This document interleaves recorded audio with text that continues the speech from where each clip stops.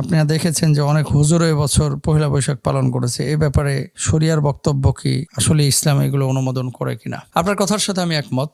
আমি মুস্তাফিজ রহমানী আপনাদের প্রশ্নগুলো নিয়ে লন্ডন থেকে আলোচনা করি। আজকে যে প্রশ্নটি করেছেন, এই প্রশ্নটার উনি যদিও কিঞ্চিত লিখেছেন, বোঝাতে চেয়েছেন যে অন্যান্য বছর তো আমরা পহেলা বৈশাখের এই মূর্তি, তারপরে এভাবে চলাফেরা, এগুলোকে আমরা বলে যে শরিয়া অনুমোদন করে না, তাহলে এবছর কেন আলোচনা হচ্ছে না? দেখেন, এবছর আমরা আলোচনা করেছি যে পহেলা বৈশাখ আমাদের যেগুলো কালচার, ধান কাটা, ধান ওঠানো, তারপরে লুঙ্গি পরা, তারপরে খাবার দাবার আপনি খেতে পারেন, যেটা বাঙালি কালচার বা সংস্কৃতির সাথে জড়িত, সেগুলো আপনি করেন, সমস্যা নাই।